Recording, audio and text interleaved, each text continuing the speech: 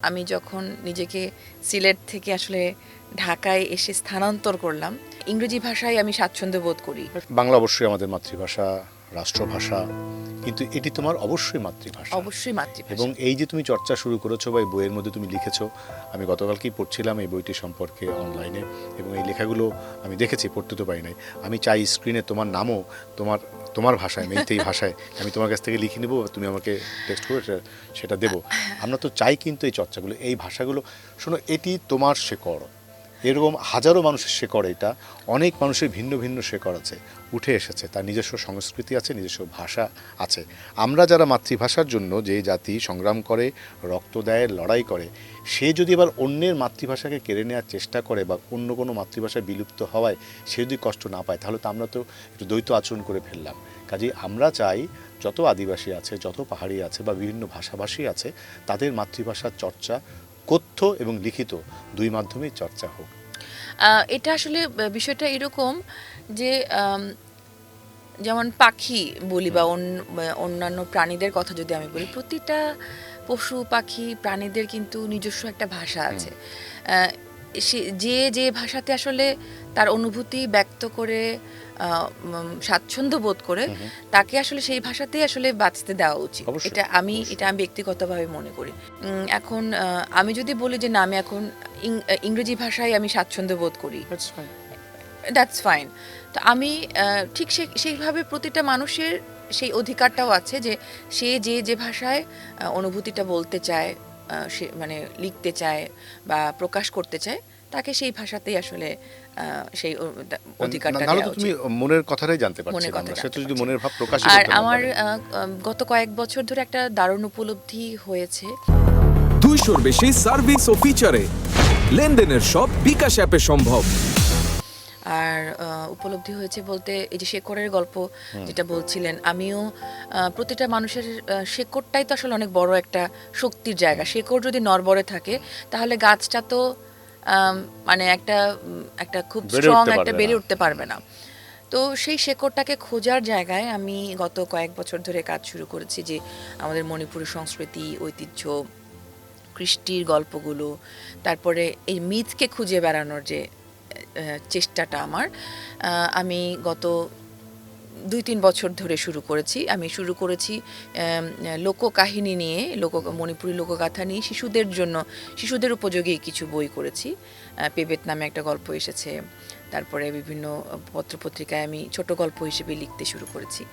তারপর গত বছর একটা লোকগাথা নিয়ে একটা ফিকশন লিখেছি। ফিকশন বলতে বাংলাদেশের প্রেক্ষাপটে একটা ফিকশন, সেটার নাম হচ্ছে বাঘ মানুষ। আমাদের একটা মণিপুরি লোকগাথার আছে, কেইবু কেই ওইবা, মানে একটা মানে সিম্বলিক অর্থে যে একটা মানুষ তার লোভের জায়গায় পড়ে সে আরও বেশি ক্ষমতা পেতে চেয়ে সে যখন তার নিজের মন্ত্র বলে নিজেকে আরও শক্তিশালী করে তুলতে চায়, সেই জায়গা থেকে সে নিজেকে একটা বাঘে রূপান্তর করে ফেলে। তো বাঘ থেকে তখন সে আবার মানুষেও ফিরে আসতে পারে না, আধা বাঘ আধা মানুষে পরিণত হয়ে যায়। এবং সেই গল্পটাকে বেস করে আমি একটা ফিকশন লিখেছিলাম, সেটা বেশ পাঠক সমাদৃত হয়েছিল এবং ঢাকা ব্যাংক আনন্দঅল্ল পুরস্কারও পেয়েছে। অভিনন্দন তোমাকে। হ্যাঁ, তো এই যে আমার নিজের শেকড়কে খোঁজার জায়গাটায় আমি গত বছর থেকেই আমি খুব মানে নিজের সিদ্ধান্তে অনড় ছিলাম যে না, আমি পুরাণ নিয়ে কাজ করব, আমার মিথ নিয়ে কাজ করব। এবং মিথকে নিয়ে পড়তে গিয়ে আমি একটু তো রিসার্চ করতে হয়েছে, আমার একটু পড়াশোনা করতে হয়েছে। পড়াশোনা করতে গিয়ে আমি দেখলাম যে একটা মিথতাত্ত্বিক মিথতাত্ত্বিকের ভাষ্য মতে, ওনার উক্তি, জোসেফ ক্যাম্পবেল ওনার নাম, যে মানে মিথ হচ্ছে মানুষের আত্ম অস্তিত্বের আয়না। তো আমরা আমাদের মিথের মাধ্যমে আসলে নিজেকে চিনতে পারবো। আমাদের মিথ আসলে তার রিফ্লেক্ট করবে তার পরিচয়টাকে। তো তখন মনে হলো যে আসলে তো আমারও তো একটা সমৃদ্ধ মিথ আছে, আমার মণিপুরি সম্প্রদায়েরও তো একটা মিথোলজির গল্প আছে, ব্যাকগ্রাউন্ড আছে। সেই শেকড়ের গল্পটা আমিও তো জানি না।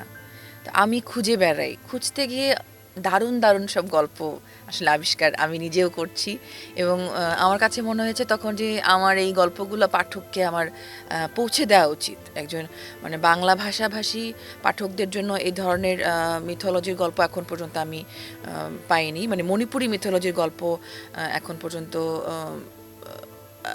বাংলা সাহিত্যে আসলে কাজ করেননি খুব একটা। আমার বাবা যেমন মণিপুরি গবেষক, তিনি কাজ করছেন অনেক কিছু নিয়ে, কিন্তু মিথোলজির এরকম বিশাল কলেবরের কাজ এখনো করে ওঠেননি।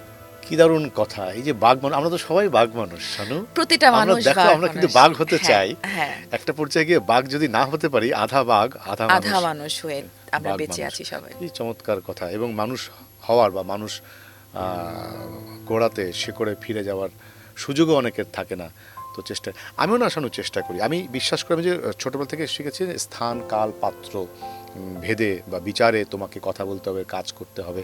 আমার কেন জানি মনে হয় আমি যদি আমার শিকড়কে খুঁজে পেতে চাই বা ফিরতে চাই, আগে স্থান দিয়ে শুরু করতে হবে, সে স্থানে আমাকে বারবার ফিরে যেতে হবে। আমি কিন্তু চেষ্টা করি কিছুদিন পর পরই ওই স্থান ভিজিট করতে, আমার শৈশবকে রিকল করতে, আমার পূর্ব।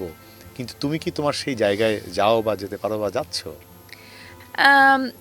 মানে নিজের শেকড়ের জায়গাটা তো আসলে খুবই অমূল্য একটা মানে অনুভূতির জায়গা। সেই জায়গাটায় আমি কিছুটা এখন যেতে পারছি না বিভিন্ন কারণে বলতে অনেক বড় একটা কারণ আছে এখানে। সেটা হচ্ছে যে 2005-এর পরে আমি যখন নিজেকে সিলেট থেকে আসলে ঢাকায় এসে স্থানান্তর করলাম, তারপরে যান্ত্রিক নগরীর ব্যস্ততার একটা তো বিষয় আছেই, সেই কারণে আমার যাওয়া হয়ে উঠছিল না। তার পরবর্তীতে যখন আসলে জীবনের একটা অনেক বড় একটা সিদ্ধান্ত নিলাম, সেই সিদ্ধান্তে যখন আমার পরিবার, আমার সম্প্রদায় আমার সঙ্গে থাকলো না, তখন আসলে শৈশবের সেই স্থানটাকে আমার ত্যাগ করা বলবো না, আমার কিছুটা আমাকে দূরে সরিয়ে রাখতে হয়েছে। এবং আমি এখনও যাই না বলবো না, কিন্তু খুব কম যাওয়া হয় আমার। শুধুমাত্র কাজের প্রয়োজনে যখন আমি সিলেটে যাই তখন আমি যাই, কাজটা সেরে চলে আসি। কিন্তু আমি আমার নিজের শেকড়ের যে মানে আকুল জায়গা থেকে যে অনুভূতিটা আমি সবসময় লালন করি, সেই কেন্দ্রবিন্দুতে আমি যেতে পারি না। এটা আমার আসলে আক্ষেপ বলবো না, এই গল্পটা আমার অনেক দর্শকরা অলরেডি জানেন।